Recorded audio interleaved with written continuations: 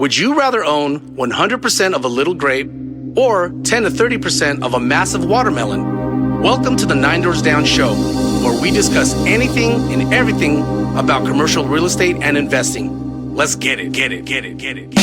Nine Doors Down. John Lopez. Nine Doors Down. Hi, this is Tony Rose. Nine Doors Down. Hi, this is Anthony Pimentel. Educating, capital raising, networking. Nine doors down. Nine doors down. This is called a show. All right, what up, y'all? Welcome to another edition of the Nine Doors Down Show. It's been a few weeks since our last episode, and I'm very excited to bring on our next guest. This gentleman is a product of just making friends and then eventually having mutual friends. But prior to that, even formally meeting him, I was hearing stories about this gentleman through his partner. And fast forward 4, 5, 6 months, I meet this gentleman in person out in Phoenix for Hunter Thompson's Raise Fest. And I'll always remember, I think day one was already done and everyone's like kind of huddled around waiting to hop on golf carts so that way they could take us to the next room. There were some meetups. There was actually a bunch of meetups post-event, and Eddie ended up going to one. We ended up going to another one. But this gentleman, he goes by the name of Eddie Esparza. Eddie is a data-driven multifamily real estate investor with a passion for helping others achieve financial freedom. His journey began with a strong foundation in technology, earning a BA and a master's degree in management information systems from the University of Illinois at Chicago. He leveraged this expertise into a successful career spanning over 10 years working in software consulting, CRM solutions, and data analysis. But Eddie's ambitions extended beyond the digital world. His dedication to hard work and success, instilled by his first-generation Mexican-American parents, propelled him towards a rewarding career in sales management and operations with over 10 years of experience.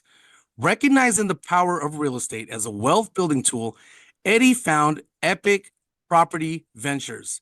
Here, he combines his diverse skill set, real estate knowledge, data analysis, business operations, and a talent for training and development to identify lucrative multifamily investment opportunities for his partners. Through meticulous market research and a collaborative syndication model, Epic Property Ventures unlocks financial potentials for investors seeking high returns. For those at home, they may be taking a shower, getting ready for work, or you're stuck in the 405 in Los Angeles, stuck on the 15 out here in Las Vegas, or you're on an e-bike riding around the lakes of Chicago. Let's welcome our guest and good friend, Mr. Eddie Esparza.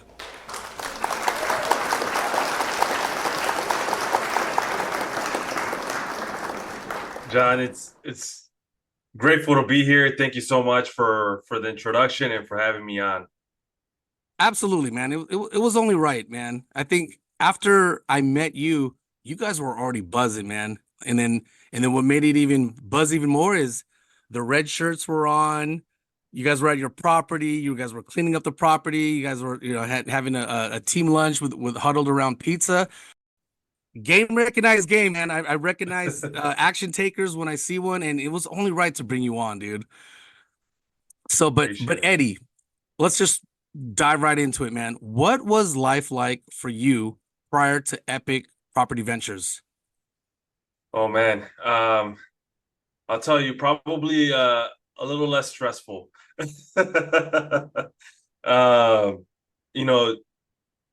Really just taking a time now to kind of self-reflect on where I was to where I am now. I think things were a little bit simpler. I did what they tell you what the American dream is. Go to school, you get a great job, you continue to get educated, continue going to school, continue moving up the company ladder. And I did that in a few different industries, different organizations.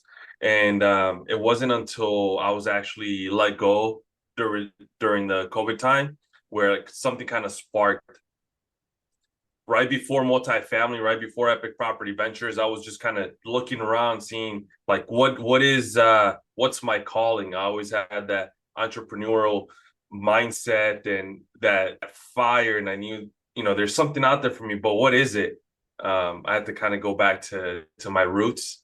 One of my biggest motivators and inspirations is my father. He showed me and paved the way throughout real estate. As a young child, I didn't know it at the time, but I'd go and help him, mow the lawn, or kind of if he was doing a rehab, break down the walls. Little young kid, right? As soon as I got older, I realized that he had investment properties. So that's where it kind of started. Kind of stumbled across. I always say, like, I kind of stumbled across college, got into the real world, and then when this time came about, it was it was real estate. It was like that true calling that I kind of was looking past, and I'm excited, to have founded Epic Property Ventures, just helping out people, invest and just providing a lot of knowledge and assistance in any way that I can. I love that, man. Let's circle back to your pops, man.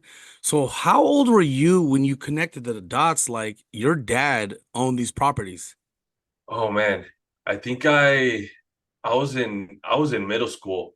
You know, Growing up, all of my friends were kind of hanging out, going to summer camps, being together on the weekends. I did a little bit of that, but majority of the time was helping my father. So I always thought it was just, kind of just work, right? I wanted to wake up Saturday morning and watch my cartoons. No, it's get ready, let's go. Started painting and doing all of that. So I would say, I think it was maybe like third or fourth grade when I started kind of realizing, like, he's waking up early, working at a steel company. Then he's kind of coming for us, going to the properties, and kind of, when I saw he did a lot of the rehabs, my mom spoke to a lot of our residents, just making sure that the relationship was there. Anything that they needed, went through her. And as soon as I kind of, comprehended what they were doing, it was around that time. Welcome to the course on raising capital for investments. In this course, we'll cover the following topics. 1, analyzing your investment strategy. Number 2, discovering potential investors. 3, crafting your pitch. 4, securing your investment. 5, our cheat code. We'll round out the program with our very own cheat code for getting in front of investors and being ready to pitch your investment opportunities. Take action today. Visit schoolofninedoorsdown.com and learn to attract capital.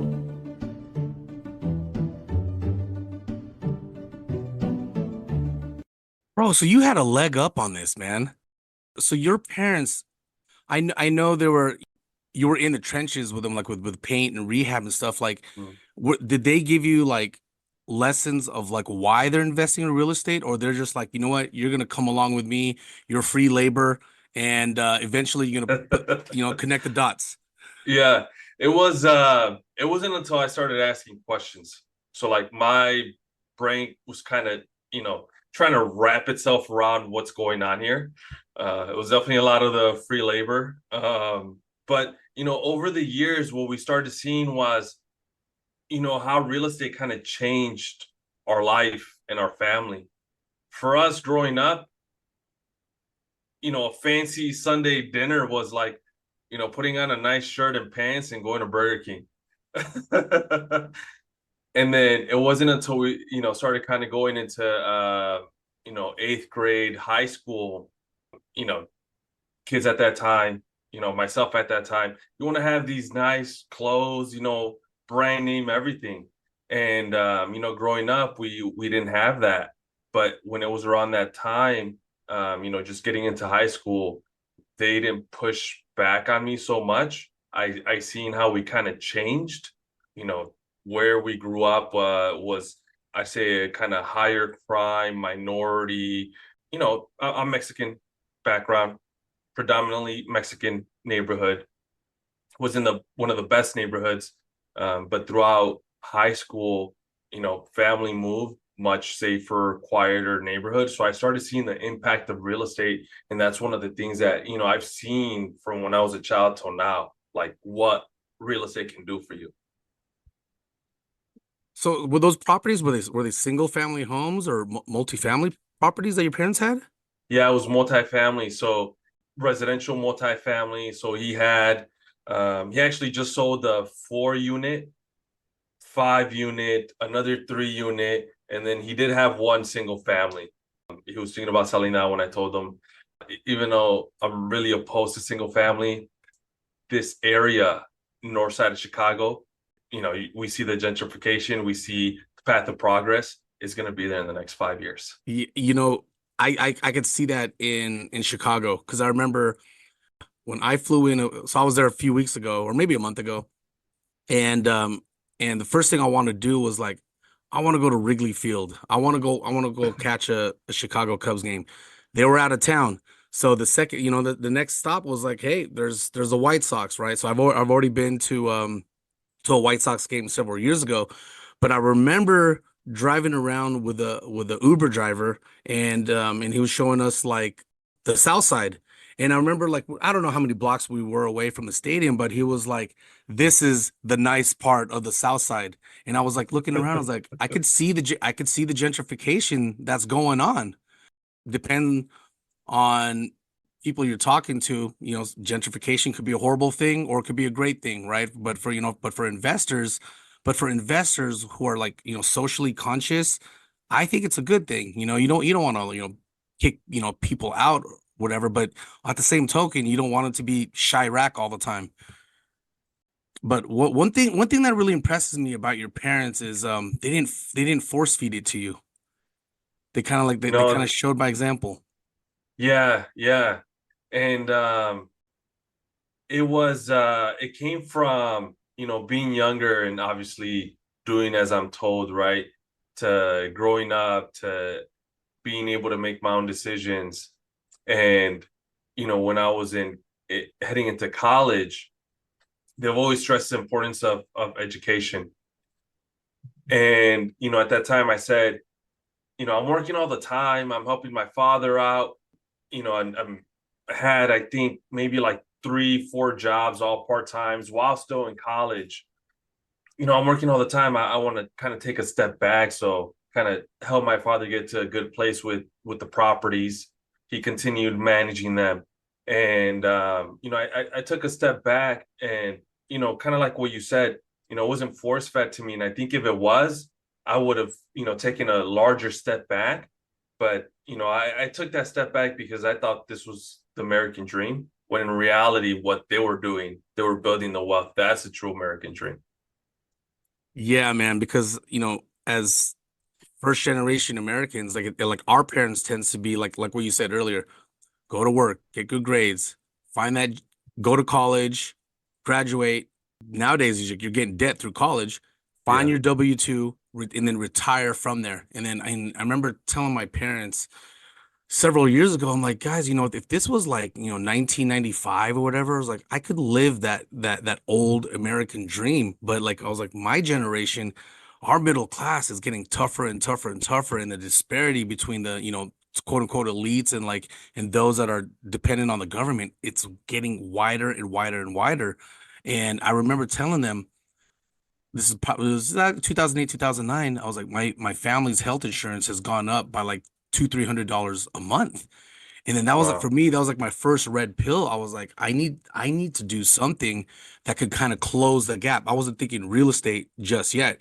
But what I liked is you actually asked the question with your pops, and then and kind of, then from there you connected the dots even more. Now, I see the foundations of real estate. Now, with your professional life, reading your bio, I'm reading a lot of stuff that impacts real estate investors, CRM solutions, software consulting, data analysis, right? You want to dive in like on how you got into that world and how you kind of parlayed it into Epic Property Ventures? Yeah, definitely. So in college, I went for my when I was going for my bachelor's, I always wanted to do like entrepreneurship or like management. there was a new kind of department getting kind of created or solidified in a way, you could say. And it was like the management information system. So you kind of tie in a little bit of everything, but more so around like technology. So I said, hey, let me give this a try because I still didn't know what I wanted to do. I went in, I love numbers. I went in as an accounting major, had one class, aced it. I had the second one. And man, it woke me. I said, yeah, I don't think accounting is for me. So yeah, I headed down that path and it kind of just, I would say it opened up a couple different doors.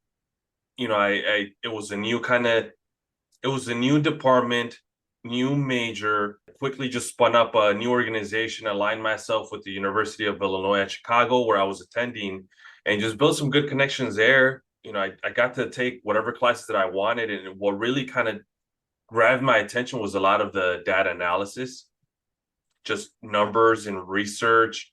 That's just what I really grabbed. Obviously, after, love numbers, love money. When I graduated, I went into sales, and then from there went up the ladder, kind of into a position where I managed up to like 90 people, pretty much running it as a business, right? So a lot of the back end operations, the training, the development, the hiring, all of that.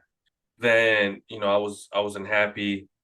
I always felt like I work harder and never kind of received that what I felt like I truly deserved. So I said, I need to find something that, I know I work hard, and even if I got to work harder at it, at least it's something that I can call my own.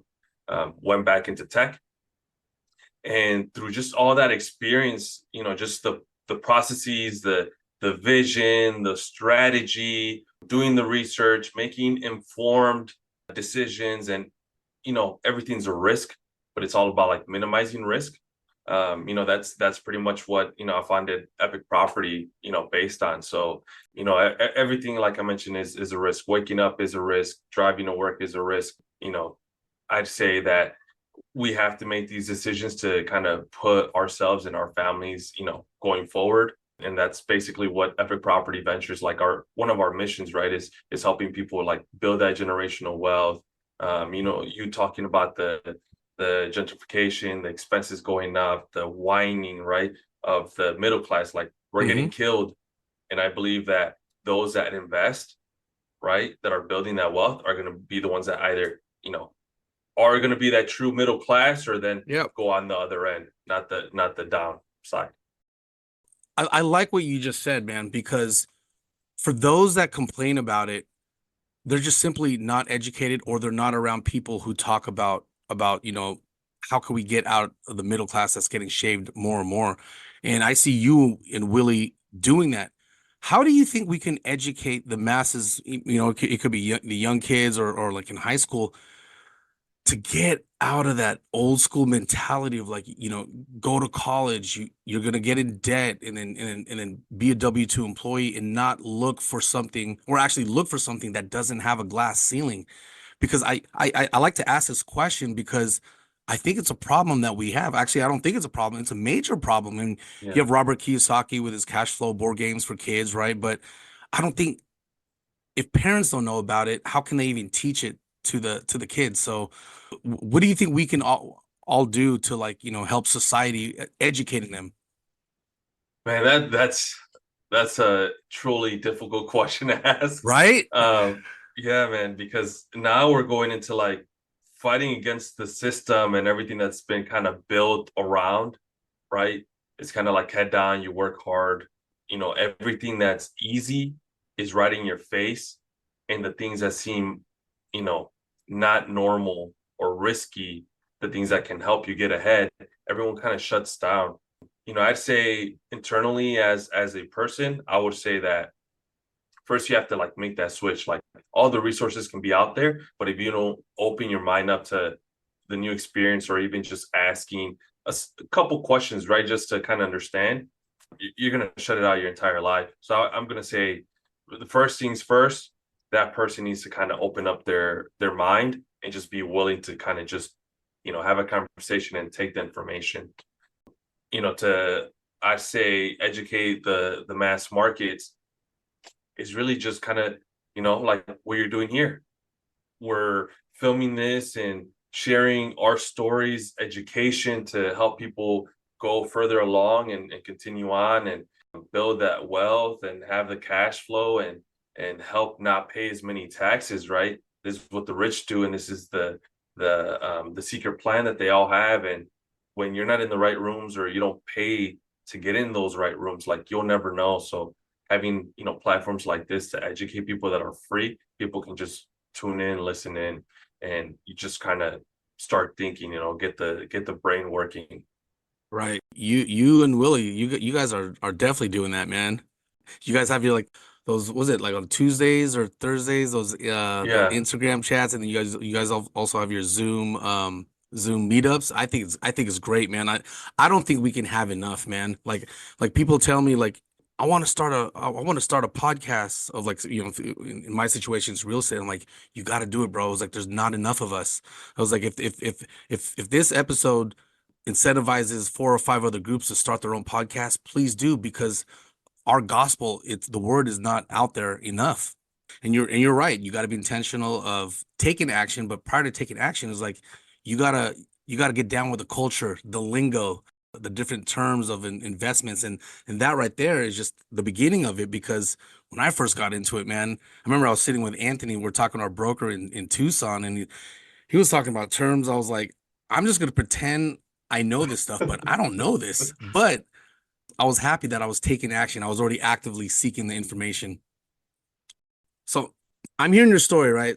You're introduced to real estate, you got into tech, you got into sales, and then from there you kind of went back into tech. Yeah. You were already around multifamily. What was the red pill moment for you to look into large multifamily? Man, it was I remember it kind of clearly, like just the frustration that I had. We're looking to continue scaling and the mindset, right? I'll talk a little bit about my mindset, where I was, the struggle, and then what happened thereafter. So my mindset, followed in my father's footsteps, like I mentioned. It was save every penny. If you don't have to pay a contractor, don't, right? If you can do it yourself, do it. I was getting to a point where time was just limited, making the numbers work with certain properties. And that was the plan kind of heading into it. The first one, when I kind of came back into the game and, tackled the 3 flat, that was pretty much a full rehab. It was foreclosed, all the plumbing, roofing, everything, I was over budget. It took much longer than I expected. All the permitting, I'm trying to figure everything out myself, how to manage the property, the tenants, myself, being my own kind of legal counsel, going on Google and YouTube. It's a lot. So, that was my mindset heading into the next one. And this was your property? Yeah, this okay, is my your property. Okay. So I was looking at another kind of, duplex, triplex, quadplex, right? Things that we knew. It was COVID time. Obviously, there was a moment where we didn't know what was going to happen. In hindsight, I should have bought as many properties in that short time span. But yeah, the demand was there. There was a lot of competition. There was people just paying cash, and I was frustrated because I submitted so many offers, never heard back. Everyone paying cash. And for me, I like to have cash at hand in case, I see another opportunity. So I just said, like, there's just so much competition. How about I just go larger? Kind of beat out, the people that are in this kind of game, right? Why don't I just go larger and kind of take the step above them, opposed to investing more time into like wholesaling and doing all of that, right? You have to build out. That's an entirely different business that just didn't align with my vision. So, I started kind of looking into multifamily, kind of self-educate myself. I saw a couple the algorithm, the social media, your phone knows what you're looking up and what you're, speaking to other people about. So I came across a, mastermind. There are a few conferences that I attended. Obviously, you have to pay for some of these. They get you with the free one day. You have to pay for the weekend, and then they hit you with the big bill to join the mastermind.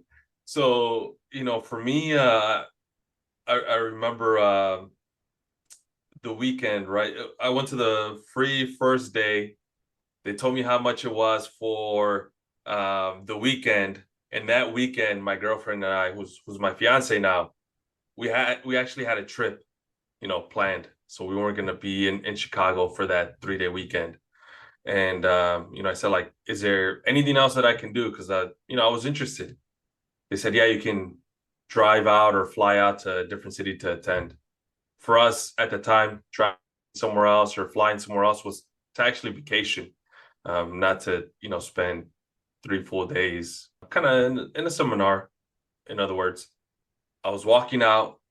I had that gut feeling. I stopped. I'm like, am I really going to leave?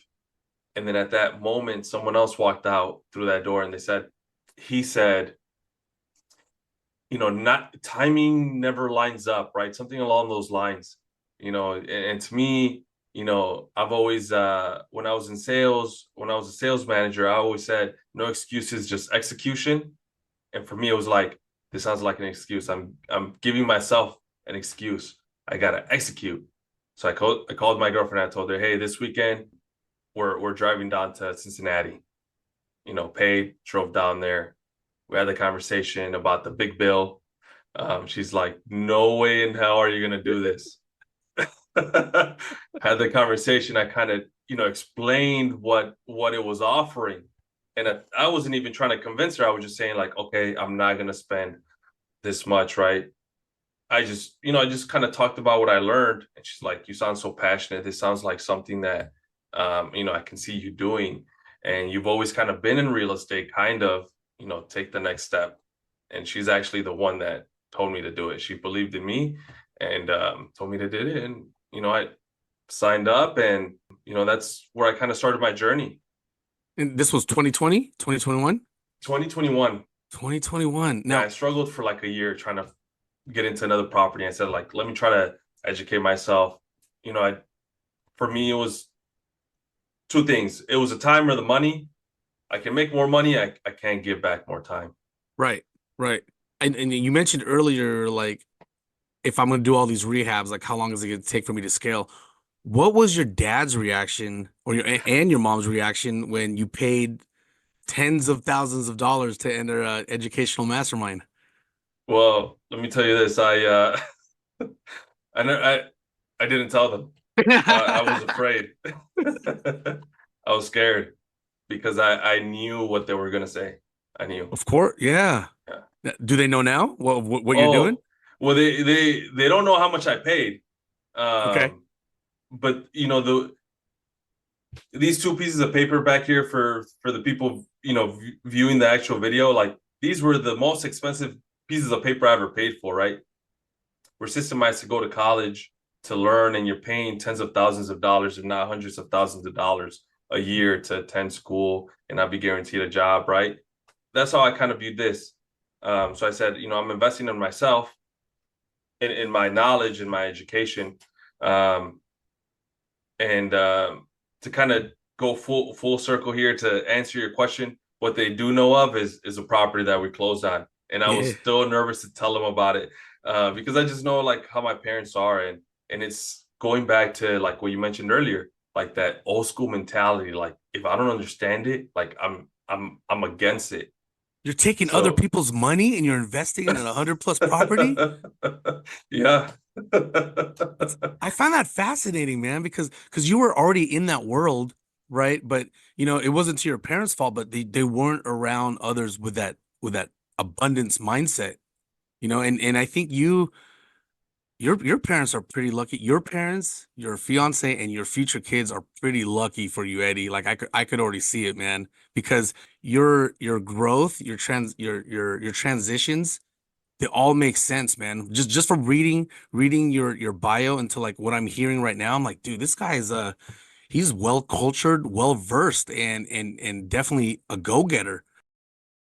Going back to the mastermind, you know, just like you know, I host tons of meetups, man. Like, you know, look, we have one tonight here in Las Vegas. You know, we host in the Bay Area, San Diego, Los Angeles, and I meet a lot of people coming to my meetups that, you know, they graduate from these masterminds. They're done with like year one, and they decide not to sign up again, but they're struggling get into that first deal, and you, my brother, and Willie, like I think you guys are the anomalies, man, because like it's not too many that I hear that has paid those tens of thousands of dollars and then successfully get into a deal.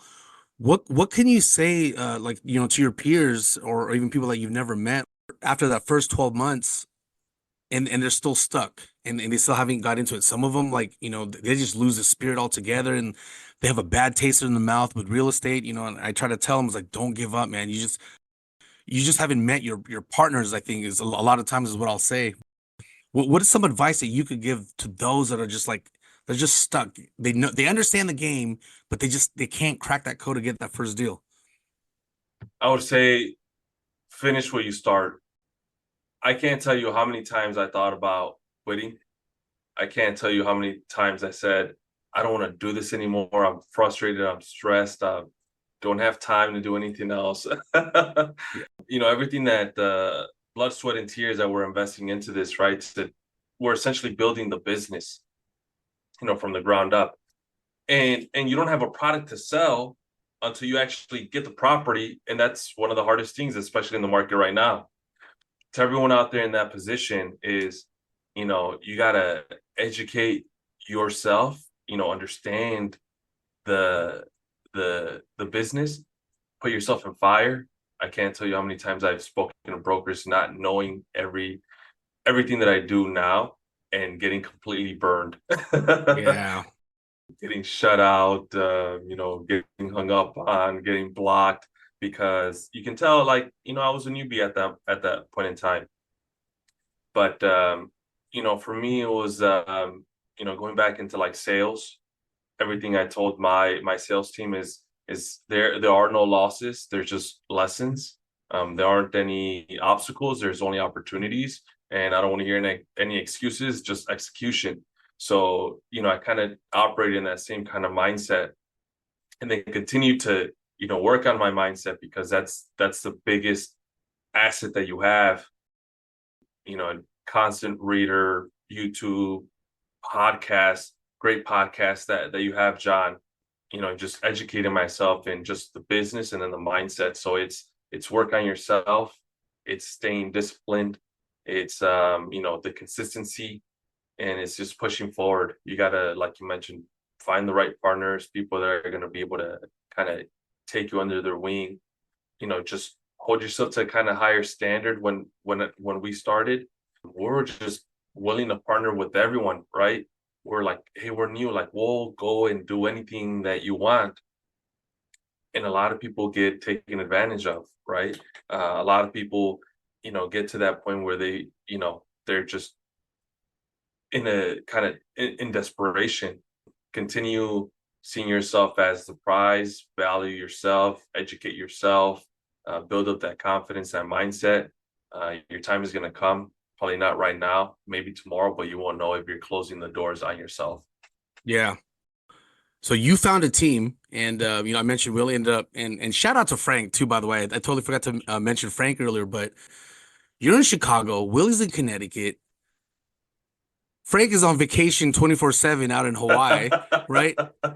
Yes, Th living in th paradise. those are like your two like other key partners. How did you guys meet them? Did you guys come from the same mastermind group? Yeah, we're in the same mastermind. And it was you- I met Willie. Actually, it was both of ours first like networking call. So we just joined on networking calls through the mastermind. You know, it's like I think like 10 minutes, 15 minutes. You network with a couple people and then you keep doing these breakout rooms. Willie just had very strategic questions, made you think, and you know, we just had a great conversation. Just being Latino backgrounds. He's great at following up. He followed up and he said, "Hey man, let's jump on another call and keep kind of, connecting." We jumped on a second call. We just kind of let it out, as far as being vulnerable, as far as our upbringing, where we are, our mindset, and what we're kind of looking to do, right? Our goals, our ambition aligned. One thing that I always look for is when someone says they're going to do something, if they have to do it, right? And actions speak louder than words. And he always did what he said he was going to do, and I really appreciate that. And he still does that now. It just felt right. Said like, "Hey, let's partner together." Frank came down, a little later down the road. He was part of a different team. We needed a underwriter. We had someone in our team, and this just wasn't a priority. He had other priorities, and had a difficult conversation just about where he wanted to be. And we just talked about, like, where do you see yourself in 5 years? Do you see yourself putting in these many hours and this effort into something that, like, you might not even make a single cent on? The answer was no, and we just decided to part ways. And then, Willie's that master networker. So, connected with Frank, we jumped on the same call, and it was the same thing, just kind of like, those walls we put down, we connected, we had the same vision, the same ambition. And that's what we keep going back to. Like every time, Willie or Frank or myself are having a difficult time, we're hitting obstacles, or thinking about quitting, we talk ourselves out of it. And we just say, like, you got to remember your why you're doing this, and where you see yourself, right? Like, what are you working towards to? Why is it that you're working this hard? And what are you expecting in the future? And, that fire just ignites us, and we keep, pushing forward. So it sounded like you guys were authentic, just like right off the bat. No, you definitely weren't pretentious. I mean, I'll hear the term imposter syndrome, right? Yeah, And I definitely had that when I first got in the game. But like, I think you guys were at a level. I don't know if you guys had it or not, but you guys definitely did not have it when you three met each other. And also another common theme that I find with you and Willie is you guys had great fathers to set an example for, and it shows in you guys' work ethic and how you approach people in situations. Frank, just a heads up, man. I'm gonna be reaching out to you soon. You're gonna be on this episode, man. But let's fast forward now. So you got the partnership with Frank and Willie. yeah. Talk to us about how you got to a point where you guys were all wearing red shirts and cleaning up property. And where was that property? How did you guys find it? And yeah, just, dude, floor's yours, man. I'm fascinated. Yeah, definitely. So it was 133 units in Arlington, Texas, about less than a mile away from the AT&T Stadium. We got the Texas Live there, huge entertainment hub. I mean, we have a huge Memorial Hospital a few blocks away.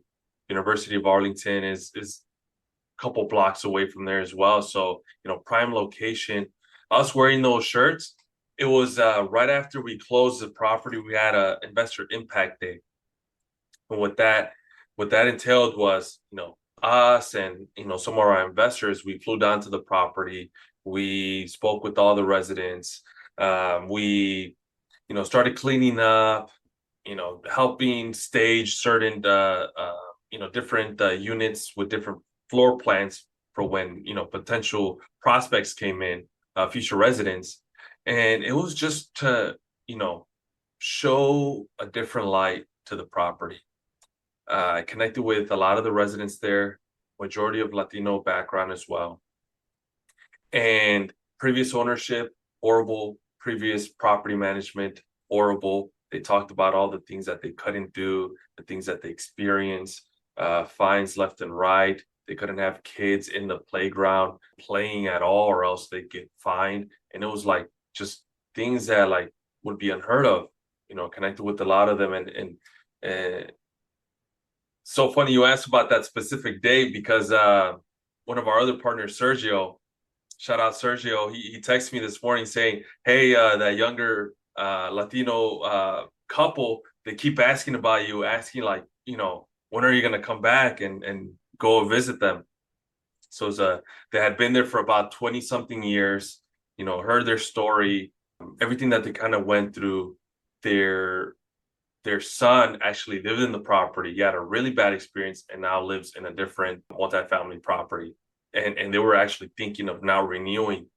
They were actually thinking of leaving after 20 something years, right? Connected with them and just heard their story, loved their journey coming to America. And, at the end of the day, they said like, we see that great things are going to happen here with you guys here. They brought out some homemade tamales. I love tamales. Yeah, man. Yeah, man. It was just so funny that you asked that specific day, and just that just kind of came back to mind. But the way with that going back to the property and this deal, it was just networking, and again, it was just finding the right partners and having those like sincere conversations, those open conversations, sharing our background. Kind of talking shop a little bit, but more so around like, what are the values that we have? Where do we want to be? What are some of the goals and what are we trying to accomplish? And, it was Jonathan and Sergio. Shout out Jonathan as well. And man, we just connected very well. We said like, hey, we're going to make things happen. And this opportunity came up and we all partnered on Sawyer's Mill.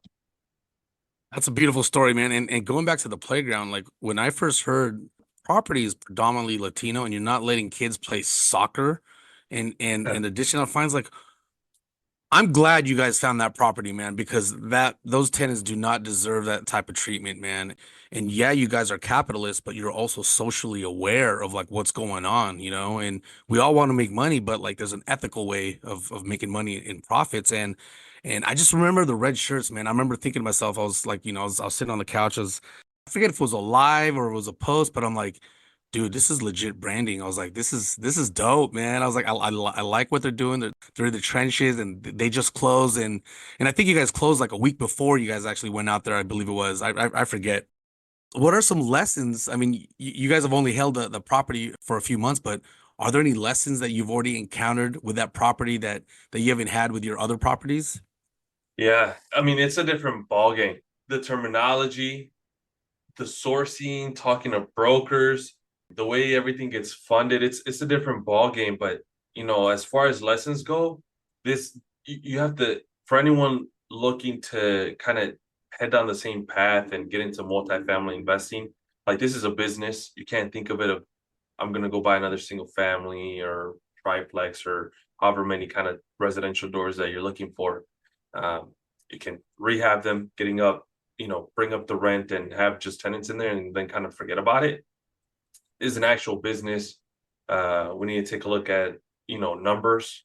We have a business plan, we have a budget, you got to have the process in place. So as far as lessons is, you got to think of it as a business, wherever it is that you go and shop, like you have to make money, you have to make ends meet, you got to hit your metrics, obviously, because I invested in that property, we're investors in that property, we brought on passive investors, and for me, my word is means a lot to me, and I don't want to come back and say, hey, what I told you was going to happen ultimately failed.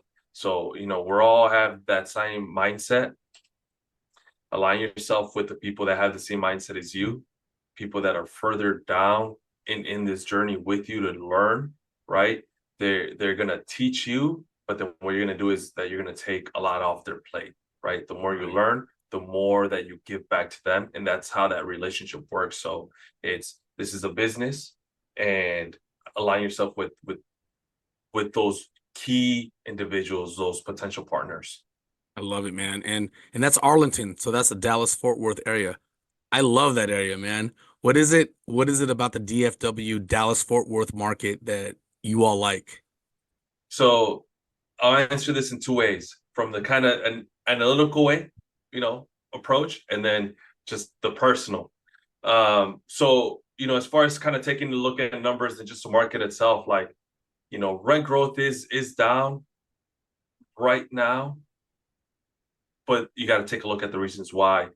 It's a lot of loan maturities coming up due, right?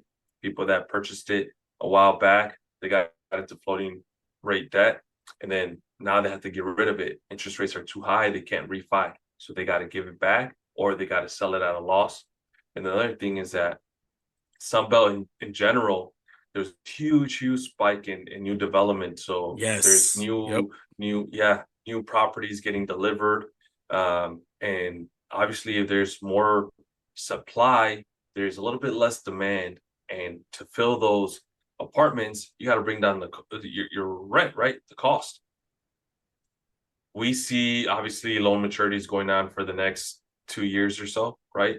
Sounds like a lot of banks are working with these different groups and investors to, maybe just kick the can down the road for when interest rates do come down, right? And get them in a better position to refi, so they don't have to give it back to the bank. And as far as the new construction, it's all came in 2024, early mid 2025. We don't have anything set to be delivered thereafter. There's hundreds of people moving down to DFW every day. Yeah. The supply is increasing, right? We have a lot of people coming in from out of the country too, right? And a lot of South Americans, Venezuelans, right? And Texas is right there. So we don't see the demand diminishing, supply being, we don't see any new construction coming in those years. So we're just going to see a huge uptick. Now, personally, when we went down there, oh, it was my fiance and I, and we loved it. There's new construction everywhere. There's so many restaurants, so many things to do. She wants to move down there. Really? Yeah, we're both born and raised here in Chicago, and she's like, "Can we just move down to Dallas?" So things that we're talking about as we continue down in our journey together, and man, we just absolutely loved it. It is beautiful out there, man. Yeah. I love it out there. It's just wide, man. It's just so spread out, and just Texas in general is just massive, man. So, like on your next deal, are you gonna ask are you gonna ask your parents to become limited partners on them? Yeah, I'm going to present the opportunity and see what they say. My approach is never like hard selling. Yeah, right. It's never that. Yep. If this solves for what you're looking for and will help you get where you are looking to be, and if this is that vehicle, then I'm more than happy to have you, join our team, right? If it's not this one, maybe the next one. Who knows? But I'm definitely going to have them there for the next property, just for them to kind of, see it and be there and touch it. Have you taken them to the Arlington property yet? Not yet. Oh Not yet. man, your parents will be like, Mijo, I'm so proud of you, dude. When we had that conversation, I knew that my dad had a million questions. And the first thing that my mom said was, he's like, I don't understand it, but it seems like you're doing very well. And I know you're very smart, and you're going to be, you have a lot of ambition, and you're going to do very well. Like, I'm really proud of you. And just hearing those words, man, just fulfilled me. They didn't understand it, but they knew that like it was a good thing, right? Yeah. They knew their son was on to something and pretty good, and continuing the Esparza legacy, really. Yeah. Yeah, I love it, man. So as we wrap things down, Eddie, I will have just 3 questions left. Yeah. So the first one is, what is Eddie's superpower? Oh man, superpower. I'd say a couple different things, right? I love just researching and self-educating myself, and making sure that whatever decision I make, obviously there's always risk to every decision, like I mentioned, but not so much downside, but huge upside. So being able to kind of drill into the data, being able to kind of deliver that message, and then I just love helping people out. I always kind of reach out to people, network with people, real estate aside, right? Just network with people and see if, I'm able to kind of help provide any assistance in any way. And if it's not through me, then possibly refer you to someone else, right? But I just love kind of giving back, in the future. I'm huge around like financial literacy. So want to kind of spin something up in that way and just kind of give back to, the communities like the one that, I was born and raised in. So I'd say like that's probably one of my huge like superpowers, just, being able to kind of answer any question, being there to kind of guide you. And if I don't know, I'm going to go find the answer for you. Very modest, man. Modest, real, very humble. It's going to take you, if it's already taken you far, man, so it's going to take you even further. These next two questions is just more geared so that way our listeners could learn about the not so buttoned up side of Eddie. Yeah. So the first scenario is, you're stuck on an island, no family around, no friends, no business partners, no investors, not a single soul is on the island. However, you can bring your smartphone, but the smartphone doesn't have data. You can't send Instagram messages. You can't make phone calls. You can't send texts.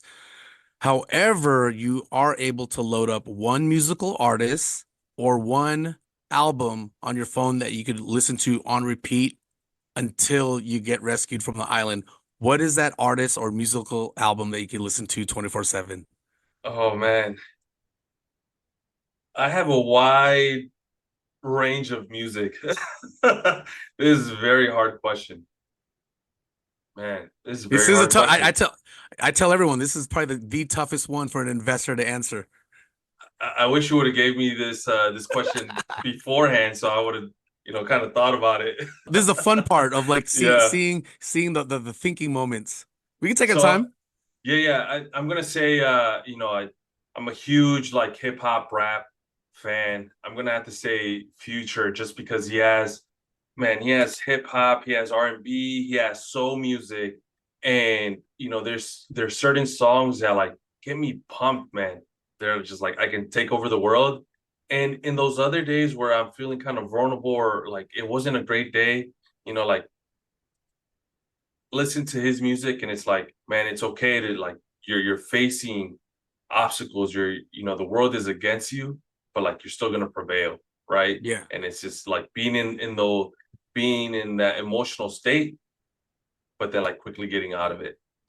Yeah, I love that, man, because I graduated high school in '98, so I come from the boom bap era. You know what I mean? Like, Yeah. I'm a DJ myself, but what's cool about like these new like rappers nowadays, they're not really rappers. They're entertainers. Like Yeah. sometimes they'll be dropping rhymes for 16 bars. The next thing you know, they're singing the hook. So it's a little bit more not just beats and rhymes anymore with some of these new artists. So, but that's a great answer, man.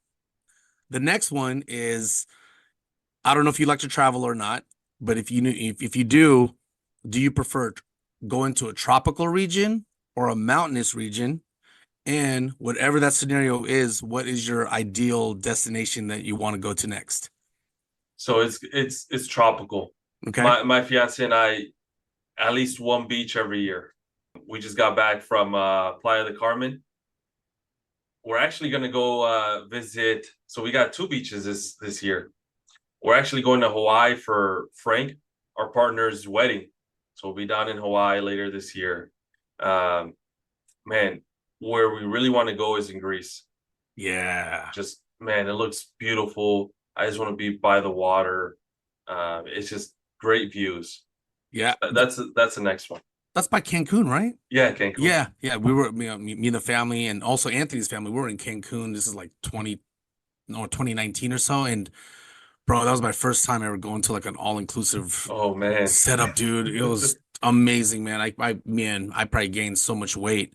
But as far as Greece, that's actually the second time that someone mentioned Greece Oh, yeah? on this podcast, man. But looking at videos and pictures of Greece, it's beautiful. There's that one area with Santorini, Yeah, or something. Santorini. It looks gorgeous out there. That's awesome. You're gonna visit Frank for his wedding, and then in Greece eventually. So you're manifesting things already, man. Yeah. Now, for our listeners at home, bro, like how can they get a hold of you? How can they learn about your guys' investment opportunities? Social media handles, websites, emails, phone numbers. Please share. Yeah, definitely. So feel free to reach out to me. I'm on TikTok, Instagram, LinkedIn. We have my handle is Eddie_Esparza1. On LinkedIn is Eddie Esparza. On Facebook, Eddie Esparza. As far as Epic Property Ventures, that our website, epicpropertyventures.com. We also have Epic Property Ventures as a handle on, all of these social media channels as well. And just reach out to us. I have my calendar up there for, just to network, whether it's just to kind of ask a couple questions or just, see if there's any partnership opportunities. Feel free to reach out, and, I'm always here to help. Eddie, I cannot thank you enough for taking the time out of your day for hopping on this podcast and sharing your very unique story to hopefully a crowd that has never heard of you, so that way they can start following you and learning more about you. But for our listeners at home, thank you for tuning in to another edition of the Nine Doors Down show. Please like, follow, comment. You can find us on Apple Podcasts, Spotify, TuneIn, YouTube, and pretty much your favorite podcast platform. And on that note, for the Nine Doors Down show, we out. Peace.